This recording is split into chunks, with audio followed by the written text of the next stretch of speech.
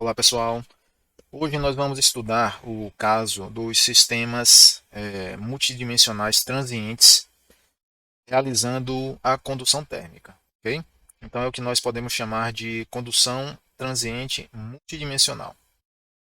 Quando é que esse tipo de situação ocorre? Imagine que nós temos um objeto, né, um objeto qualquer, através do qual ocorre uma transferência de calor. Digamos, o objeto pode estar sendo aquecido aqui por esse lado e resfriado por esse lado.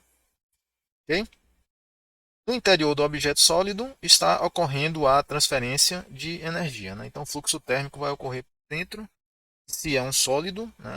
Não há movimento relativo entre as partes. Né? Digamos, dois pontos A e B eles estão sempre separados, né, pelo mesmo vetor posição. Tá? Então, não há deformação nem deslocamento relativo entre as partes dele. Então, é um sólido, podemos considerar um sólido e fará a condução. Se ao executar, ao fazer essa transferência de calor, houver variação de temperatura pontual e ao longo do tempo, ou seja, o campo de temperaturas será uma função da posição, de modo geral eu vou botar aqui x, y, z, que pode ser tridimensional, a distribuição de temperaturas, também função do tempo. No caso mais simples, multidimensional transiente, nós temos a temperatura, ou seja, o campo de temperaturas, a distribuição de temperaturas será uma função de uma coordenada, caso mais simples. Tá? Então, o tempo aí é uma variável independente a mais na descrição da distribuição de temperaturas. E para abordar esse tipo de problema,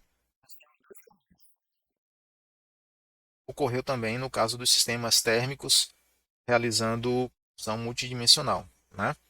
Nós podemos recorrer a soluções analíticas e a soluções numéricas. Fala um pouco aqui das soluções analíticas.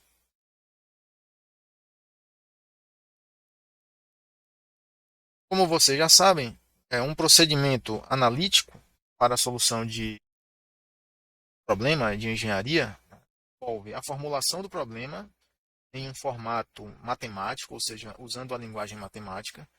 Normalmente, esse formato matemático, na prática, significa definir a equação diferencial governante ou as equações diferenciais, porque pode ser mais de uma. Então, definir a equação diferencial governante. Esse é o primeiro passo.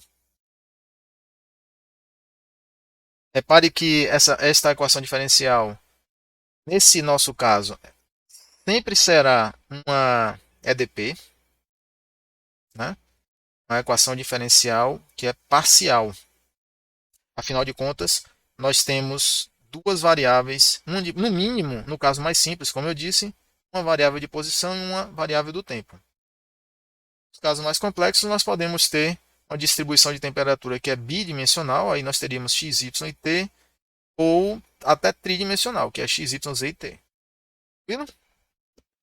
Após a definição da equação diferencial, nós precisamos identificar, né, ou definir as condições de contorno.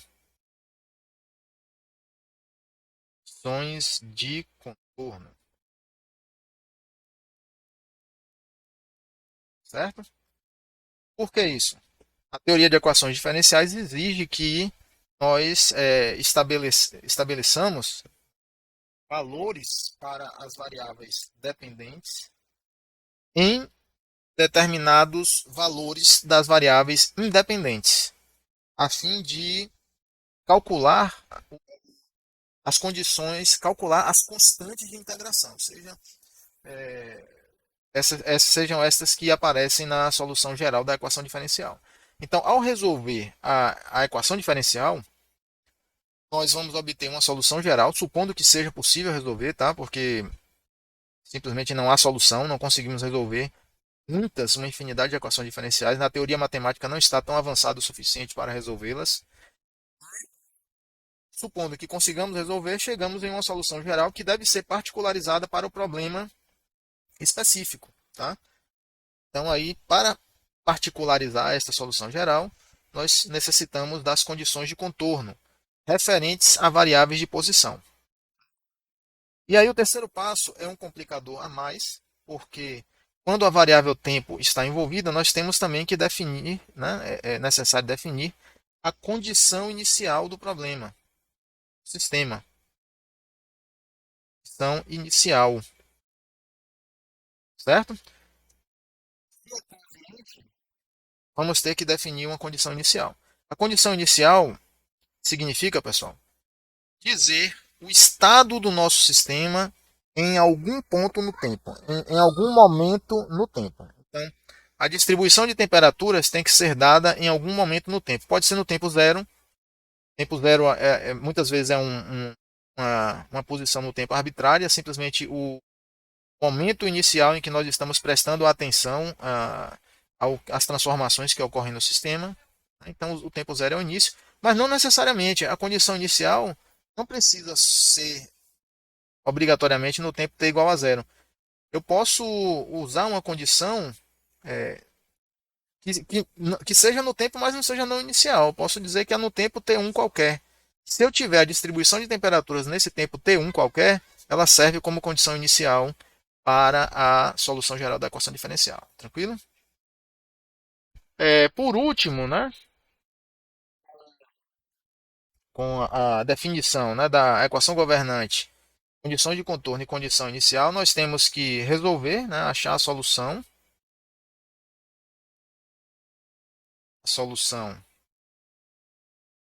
da equação governante, certo? E aplicar as condições de contorno e inicial. E aplicar as condições de contorno inicial. Bem, é isso. Precisamos seguir aqui este procedimento, tá? Isso na solução analítica. Há alguns casos que a solução analítica é aplicável e eu vou exemplificar aqui uma ilustração, para que vocês saibam que existe essa forma de fazer, existe esse procedimento.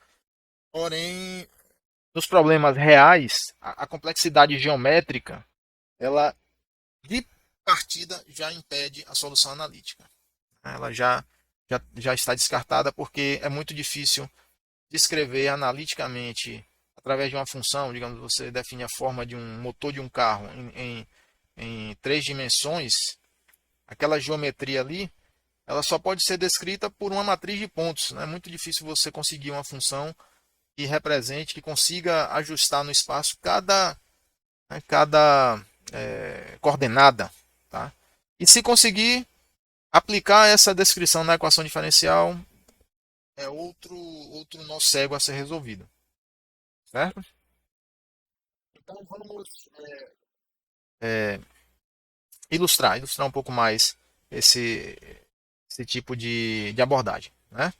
Vamos ver o caso aqui, primeiramente, de sistemas ou de objetos nos quais a resistência interna é desprezível.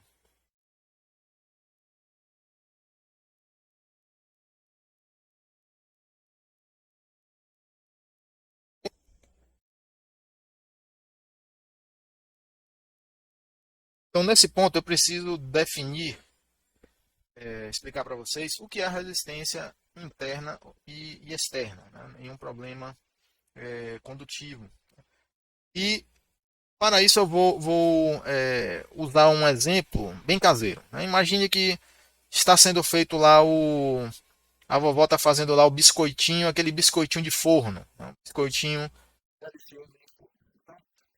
Basicamente, qual é o processo? Ela faz uma receita, né? Uma receita envolve a produção de uma massa, essa massa vai ser moldada, e aí nós teremos vamos dizer que seja um biscoitinho assim, ó, tá?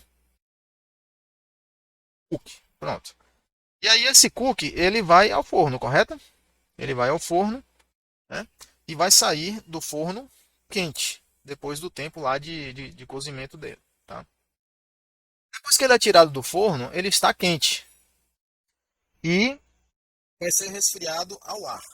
Digamos que o ar esteja a 30 graus. Digamos que ele saia do forno, sai bem quente, digamos que saia a 200. Tá? E digamos que, por ser um objeto, né, de dimensões, de pequenas dimensões, largura, o diâmetro e tal, é pequeno, é razoável assumir que a temperatura seja uniforme, dado o tempo longo que ele permanece assando no forno. Então ele vai sair todo a 200. A temperatura vai ser 200 aqui na superfície, vai ser 200 aqui mais para dentro, vai ser 200 aqui no miolinho, tá? Aqui no centro, né? Vamos dizer que no centro daqui dessa linha, aproximando ele como uma elipse nessa projeção, nós temos aqui o diâmetro menor, o eixo menor, né? O eixo maior. Vamos dizer que no centro vai tender por ser no centro, com o passar do tempo o biscoito, né? O cookie começar a resfriar, o centro vai resfriar por último, concorda? Porque vai haver a perda, né, de energia da superfície para o núcleo, para o centro aqui do. Tranquilo? Tá entendendo aí? Então veja só, essa transferência de energia da superfície para o ar, vocês já sabem que ocorre por convecção, na verdade? Convecção. Convecção. Mas dentro do objeto nós temos condução, dentro do cookie, sólido, ok? E nessa lógica, qual vai ser o caminho da energia ao sair do cookie? Né? A energia vai se deslocar por condução até a superfície. Quando chega na superfície, a energia vai ser transmitida para o ar através de convecção. Pode ser por radiação também, uma certa parcela vai ser por radiação, mas é desprezível, tá? Nesse caso aqui, a temperatura baixa é desprezível. A convecção é muito maior do que a radiação. Aí repare, essa energia que sai por convecção, para ela poder sair, ela vai ter que chegar antes à superfície, até a superfície, por condução. Então nós temos uma resistência interna que é condutiva e temos uma resistência externa que é convectiva. É isso. A resistência interna é condutiva e a resistência externa é convectiva. Esse padrão, pessoal, é muito comum nos processos transientes de transferência de calor. Okay? E aí, é muito interessante essa distinção de resistências, por quê? Porque se for possível detectar que a resistência interna é desprezível comparada com a resistência condutiva, o nosso problema simplifica demais, simplifica muito. Tá? Simplifica demais porque a resistência interna desprezível vai eliminar as coordenadas espaciais do meu problema. E nós vamos ficar com um problema puramente transiente. Esse será o problema de variação temporal da temperatura. Então, mais de variação espacial. Então, se for possível, se a gente estiver analisando um problema em que é possível afirmar que a resistência interna é desprezível, estamos com sorte, porque vai ser um problema fácil de resolver. Ok? Então, no caso, né, a equação diferencial que descreve o problema da condução transiente de calor é esta aqui, ó, a equação diferencial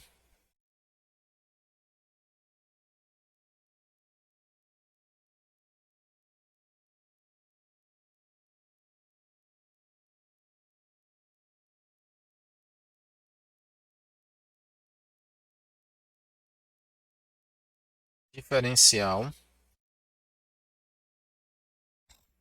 de partida pode ser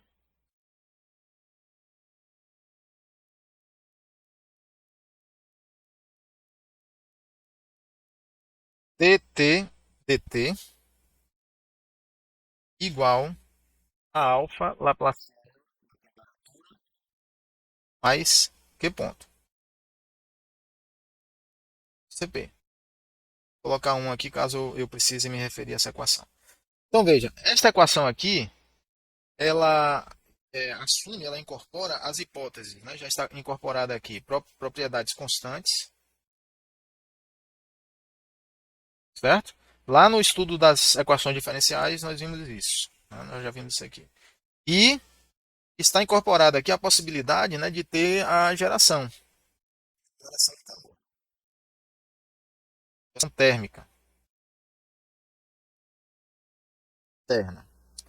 Então podemos estudar estudar por exemplo, o resfriamento de um fio que está conduzindo uma corrente elétrica. Usando essa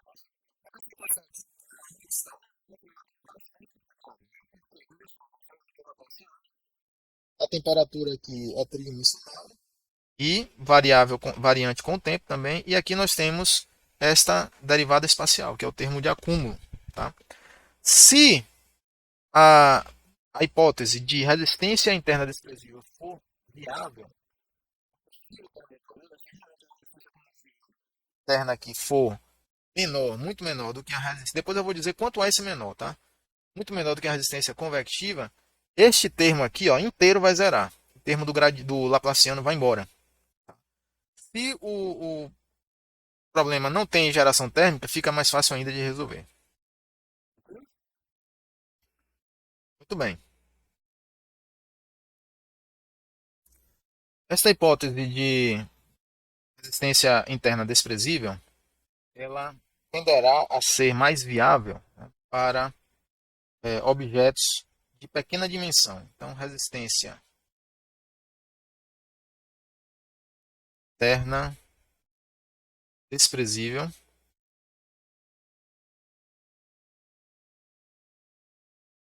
ela tenderá a ser mais realista para objetos de pequena dimensão,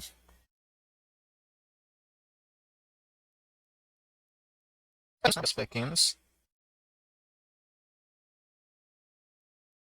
e também, dependendo do material, né, material muito condutor, material bom condutor.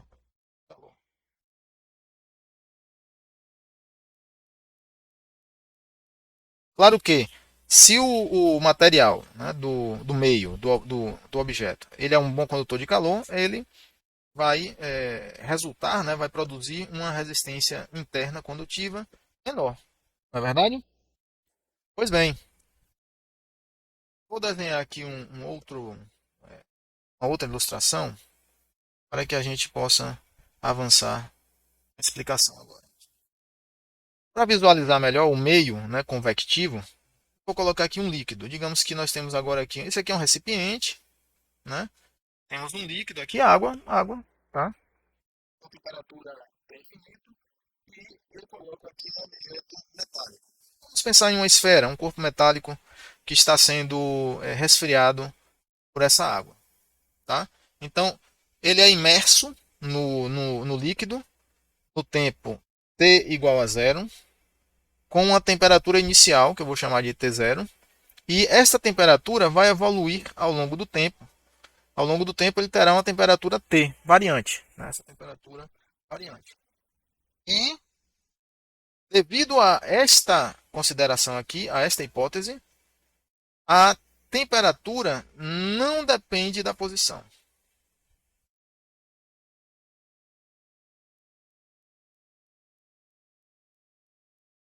Ok? Isso simplifica muito, pessoal, os problemas transientes. Neste caso, a aplicação da conservação da energia, né, que é a primeira lei da termodinâmica,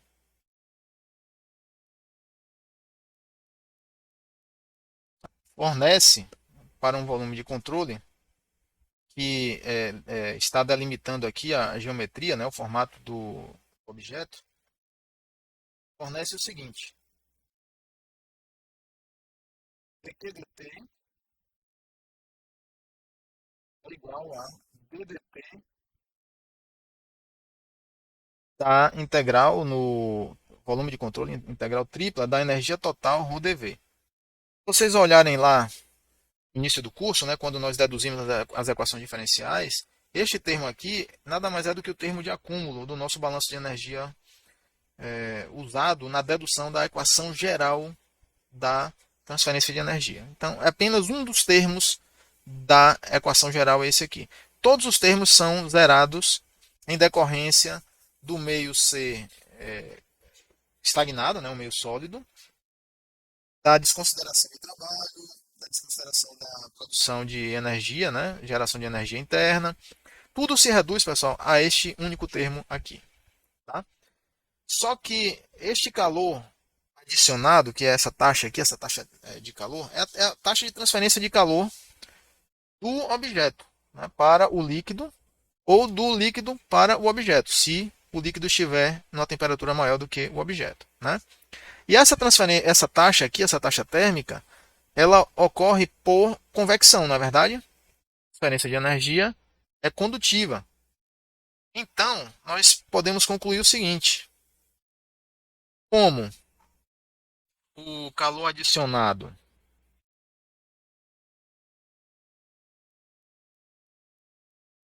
é convectivo, adicionado ou removido, tá ok? Faz. Convectivo,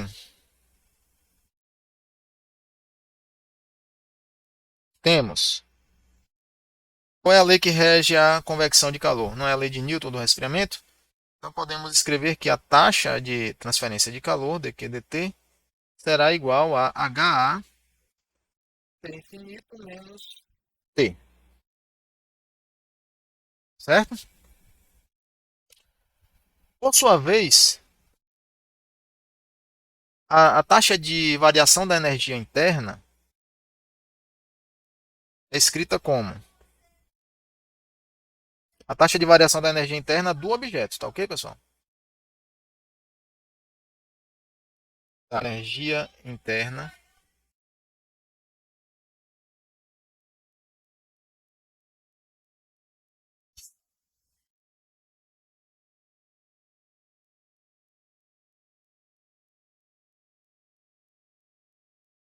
será ddt do conteúdo de energia do objeto. Energia total, o dV. Essa integral tripla, pessoal, calcula toda a energia que está contida no objeto. Vamos lembrar que esse é a energia total. Aqui está incluído, né, estão incluídas as energias interna, cinética e potencial. Certo? Pode ser que a energia interna seja nunca importante. Então ela será exclusivamente considerada. Né? OV, CP, DT, DT. Certo? O que foi que eu fiz nesse passo? Né? Veja só. Se for considerada apenas a energia interna, o que é que nós temos? Apenas lembrando, né? MCPT, não é isso? O que é que mede MCPT? É o conteúdo de energia, aqui no caso entalpia, porque eu estou usando CP, tá? No objeto que possui a temperatura T. Né? Só lembrando que esse conteúdo de energia ele deve ser em relação a uma referência, né? Estado referencial. Certo? E ao incluir aqui na equação, nessa integral, esse termo especificado ou seja, MCPT dividido por massa, por unidade de massa, correto? Então, quando eu considero aqui que a energia interna será a energia contabilizada nesse balanço, que a energia cinética, a variação de energia cinética e potencial do meu problema são desprezíveis com relação à variação da energia interna, esse E será substituído por CPT. Ok? Então, eu vou apagar aqui para ficar mais claro. Nós temos DDT, que integral no volume de controle, o E será CPT, o ρ já fazia parte da expressão dV. Se nós assumirmos que a temperatura, né, é uniforme devido a essa hipótese de resistência interna ser muito menor do que a externa, a temperatura não vai variar com a posição, correto? E aqui nós temos uma integral tripla. Ó. Lembre que dV, se eu abrir aqui esse dV em coordenada cartesiana, ele será dx, dy, dz, tá certo? Está usando dV aqui por generalidade e por simplicidade também, mas a integral tripla, ela acaba sendo, né, destrinchada, detalhada nas coordenadas espaciais. Então veja que nós temos aqui, né, as três coordenadas espaciais, três diferenciais de coordenadas espaciais. Mas se t não varia com a posição, então t pode sair da derivada, concorda? Né? T pode sair da derivada. Ele não vai poder sair, ou da derivada não, da integral. Ele não vai poder sair da derivada ele não vai poder sair. Afinal de contas, a temperatura varia com o tempo, ao longo do tempo.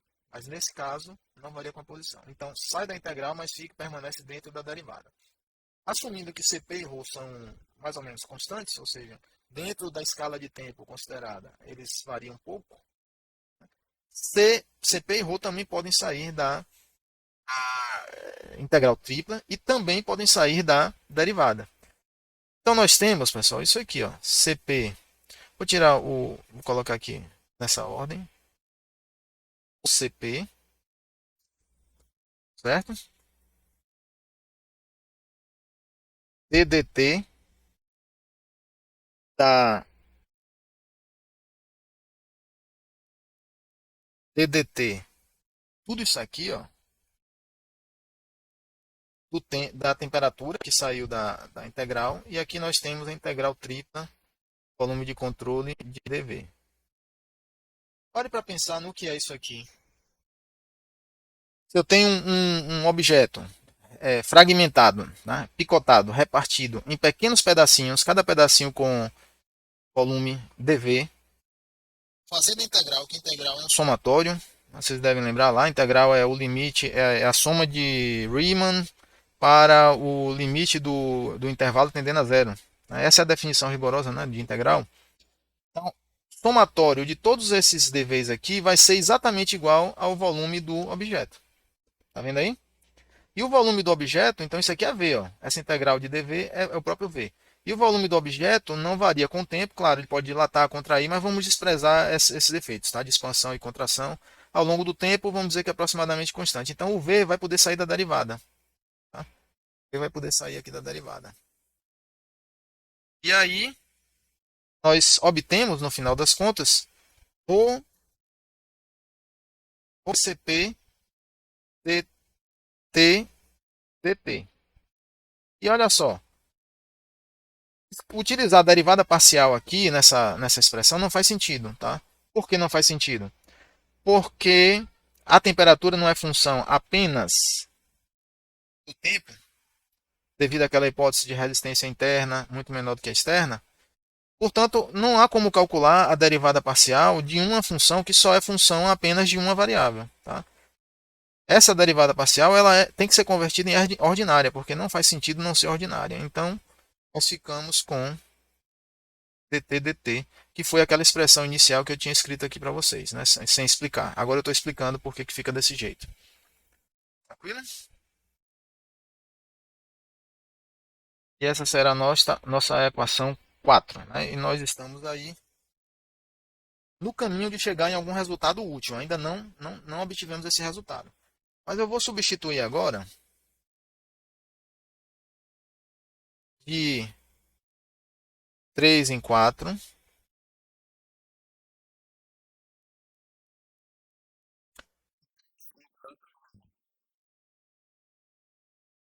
Tem a seguinte equação.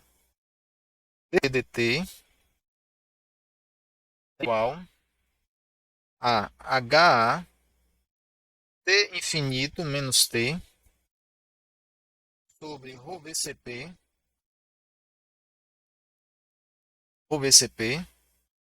que é a nossa equação 5. Temos aqui, pessoal, em 5, uma equação diferencial, mas é uma equação diferencial bastante simples, é tranquila de ser resolvida. Tá? Nós temos que ela é ordinária e pode ser resolvida por separação de variáveis, que é o que eu vou fazer agora, certo?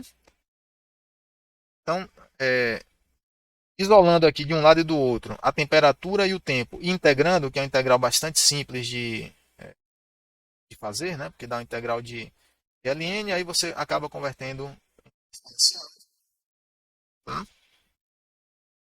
Obtendo o seguinte, a integração de 5 por separação de variáveis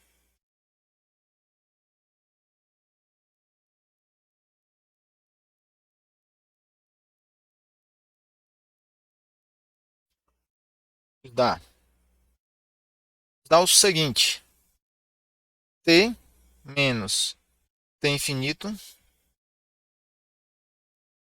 t zero menos t infinito, é igual a exponencial de menos ht sobre o cpt, resultado 6. E aí, esse resultado 6 ele é bastante interessante já. Ele tem valor prático, tem importância prática. Por quê? Com esse resultado, nós concluímos que a variação da temperatura ao longo do tempo, olha aqui, esse T, na verdade, ele é T de T, né? Não esqueça. A variação dessa temperatura ao longo do tempo é exponencial e depende do coeficiente de convecção, da geometria do objeto, olha aqui a área do objeto e a área de troca térmica, né? A área externa e o volume do objeto, e depende das propriedades físicas, né? Do material, ρCp, tá? Mas depende de tudo isso, mas varia exponencialmente. Tá? Eu sei que o aumento ou a diminuição da temperatura será segundo uma função exponencial. E outra coisa importante, esse expoente aqui, ele tem significado é, é, relevante. Primeiro, esse expoente é adimensional. Eu preciso já concluir obrigatoriamente que ele vai ser adimensional. Tá? Por quê? Porque ele é potência, ele é expoente do número de Euler. Tá? Então eu estou calculando uma exponencial aí. Né? E não há, não existe definição, né? É imaterial, é indefinido, por exemplo, algo como exponencial de metro. Digamos, se um objeto tem, vamos dizer, um comprimento de 2 metros, tá? Vamos dizer, de lado, e 2 metros de outro lado, tá? Eu tenho como calcular essa área aqui. Porque, né, 2 metros ao quadrado vai dar 4 metros quadrados. Existe essa medida, certo? Tem sentido físico. Agora, exponencial de 2 metros, isso aqui não existe, certo? Que unidade tem o exponencial de uma quantidade física medida em metro? Não sei. É indefinido, ok, pessoal? Então, esse exponencial, essa potência exponencial, ela obrigatoriamente tem que ser adimensional, certo? Na matemática pura, a gente faz tudo com a dimensionalidade. Ok, então se você calcula exponencial sem levar em conta, né? Mas quando estamos na área de engenharia e da física também, então, um problema como esse aqui, se torna relevante, tá? Porque simplesmente não existe exponencial, né, de, de uma dimensão física, certo? Então veja só, este expoente é um adimensional, tá? Então o expoente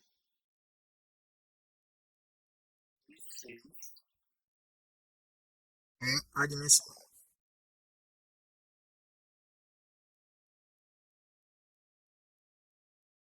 certo?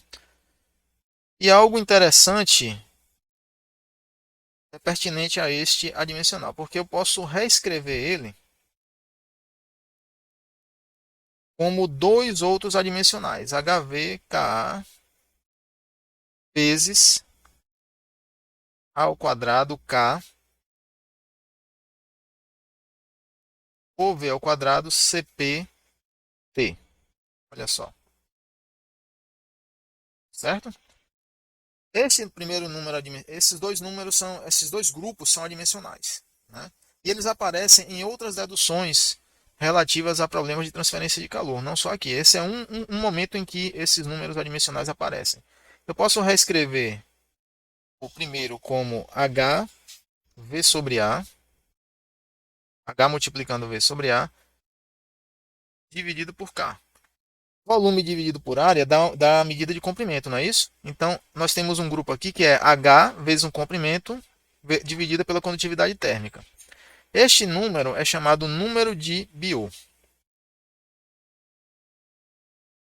certo? Biot é normalmente representado por BI. Escreve assim, ó.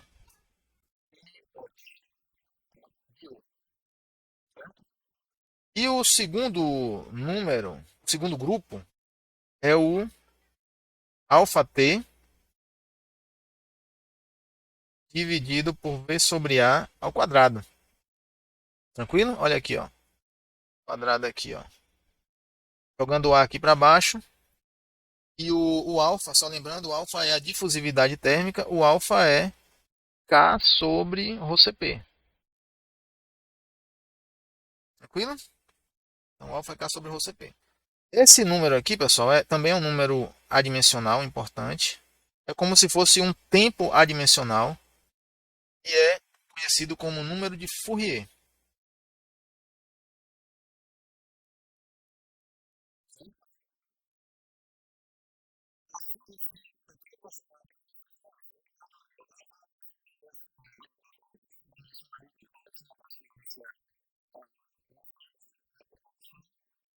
E esses grupos adimensionais são número de Biot e Fourier.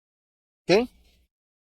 Eles têm significado. Geralmente os números adimensionais não têm significado, não têm uma interpretação física. Mesmo acontece aqui. Então, H vezes V sobre A. Muitas vezes a gente usa logo um L aqui, tá, pessoal? V sobre A tem unidade de comprimento. Sobre K. Pode ser escrito assim, ó. V sobre A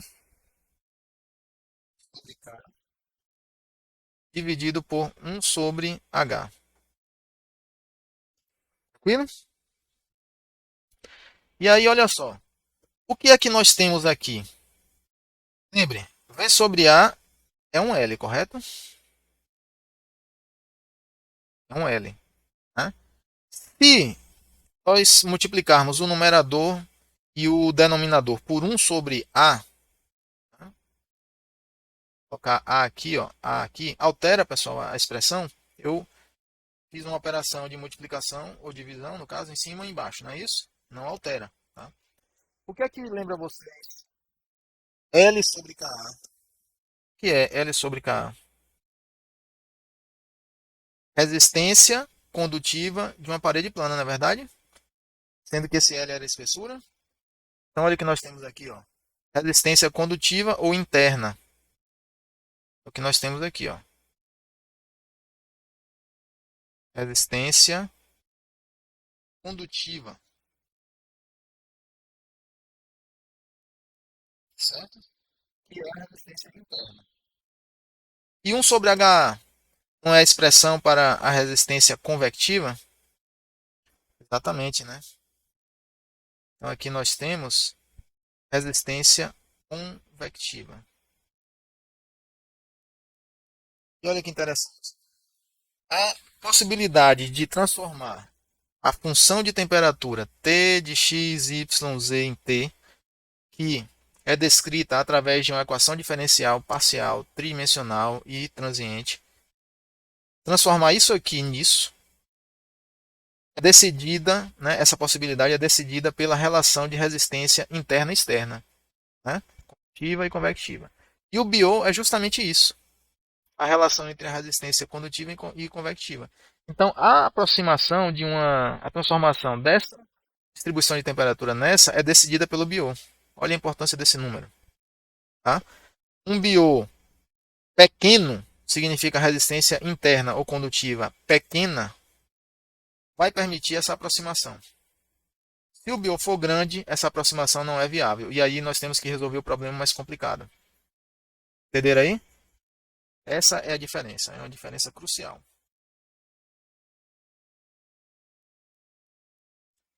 Então, podemos sumarizar, né, da seguinte maneira. Ó. Um BIO alto, vou botar aqui para cima, tá? Vai implicar em resistência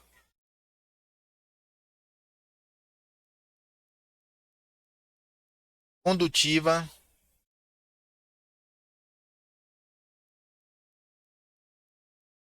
controlando a transferência de calor.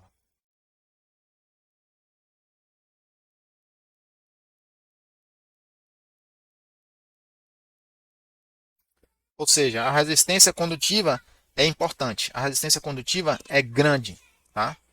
E a distribuição de temperaturas vai depender da posição, certo? A temperatura depende da posição no objeto.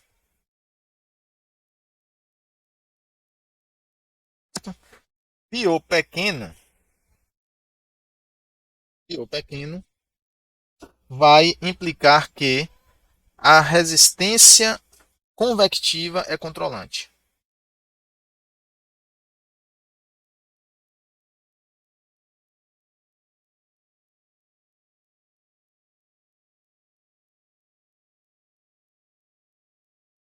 Da transferência de calor. E a temperatura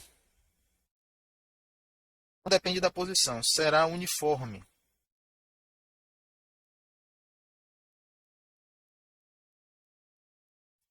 No objeto, no corpo. Né?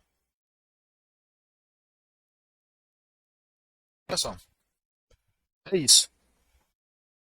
Agora, qual é a distinção entre bio grande e bio pequeno? Isso é baseado na heurística, tá? É na prática mesmo, na prática histórica, certo? Mas também pode ser verificado, resolvendo essa regra, pode ser verificada a validade dela, resolvendo alguns problemas com maior rigor, por exemplo, resolvendo a distribuição de temperaturas tridimensional em um objeto e é, determinando o BIO para aquela situação específica. Tá? Esses testes mostram que se essa regra aqui for seguida, a regra é bem simples. Tá? Se o BIO for menor do que 0,1, só isso. A gente calcula o BIO do objeto, do sistema. Se o BIO for menor do que 0,1, então a resistência terna é desprezível. Pode ser considerada desprezível.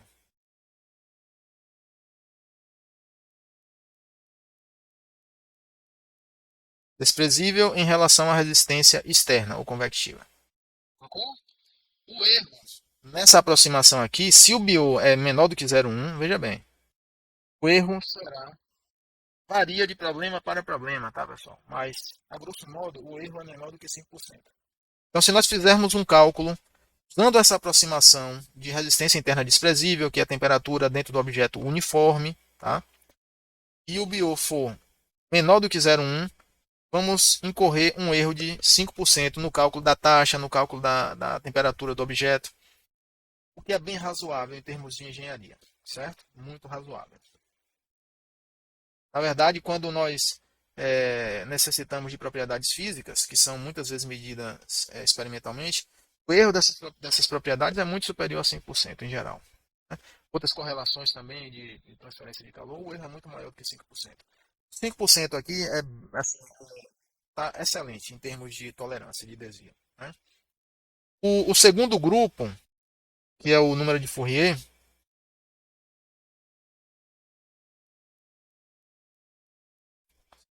adimensional,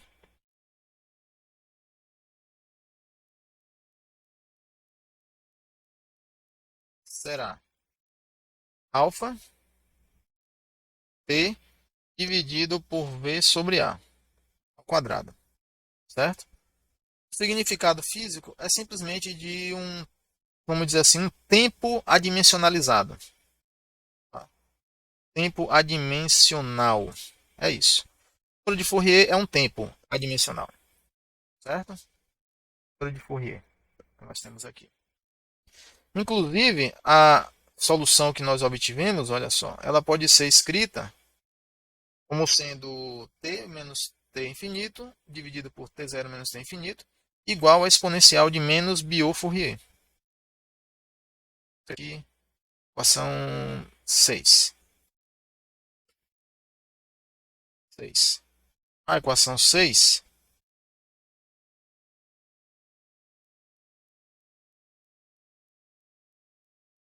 pode ser escrita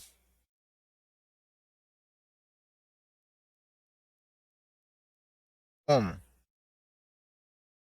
t menos t infinito, t0 menos t infinito, igual a exponencial de menos Biot. Simples assim, certo?